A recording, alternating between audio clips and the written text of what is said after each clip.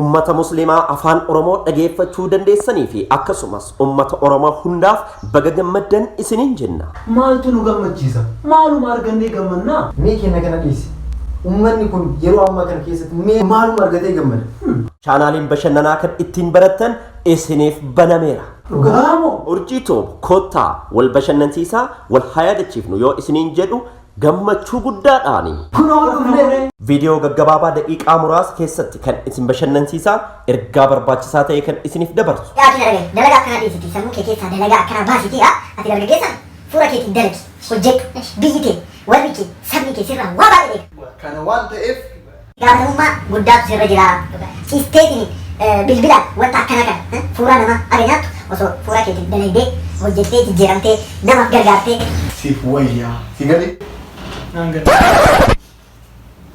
Akkasumas isin bashannansiisaa hadiisa rasuula keenya alayhi salaatu wassalaam kan isiniif dabarsu. قال رسول الله صلى الله عليه وسلم من كان يؤمن بالله وباليوم الآخر فليقل خيرا أو ليصمت.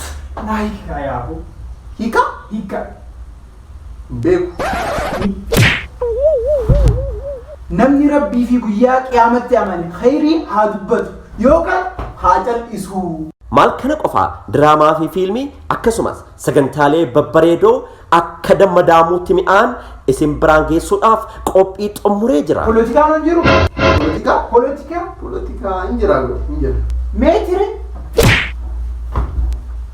كنو بوليتيكا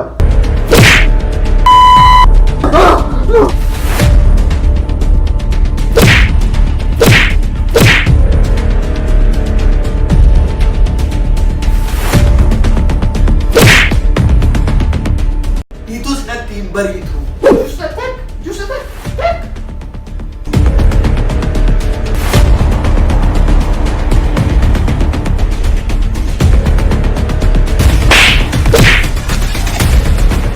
warri kee maatiin kee barsirraa waa hedduu hin barbaadanii ati nagaa ta'uu kee jijjiirama kee fi gammachuu kee barbaadan wanta biraa dhiisite bilbilumaan osoo bilbiltee nagaa ta'uu kee osoo itti himte achumaan osoo nagaa gaafatte wallaahi warri kee sitti gammadu.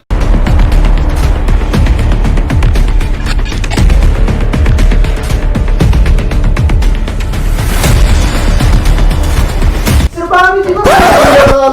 Quraana tokko nama godhaa Bora aja tokko kana bora.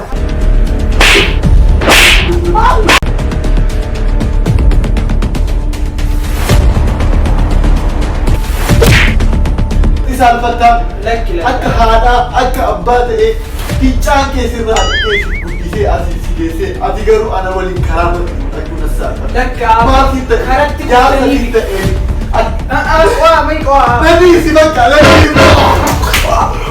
Urjii Tube afaan keenyaan ni guddanna afaan keenyas ni guddifna jedhee ka'ee jira. Isin hoo maal jettaniin? Afaan keenyaan walumaan guddannee afaan keenyas walumaan guddifna yoo jettan Urjii Tube subscribe share gochuudhaan nu waliin ta'uu keessan nutti agarsiisa. Urjii Tube gara tokkoon ittiin bashannanaa gara tokkoon kan beekumsa irraa hammaarattan waan ta'eef ammuma Urjii Tube subscribe gochuudhaan nutti makamaa. Eessatti arganname? Urjii Tube linkii isaa descriptionii jalatti ni argattu. Akkasumas Urjii Tube jettanii yoo search gootan hatattamaan nu argachuu dandeessu. Mesaj gol urjii tiyu jadi search gol defi kan defi Arga subscribe gol defi Namoonni Urjii Tube ni guddisna yookaan waliin hojjenna jettan balballi keenya isiniif banaadha. Lakkoofsa bilbilaa kanaan nu argachuu dandeessu.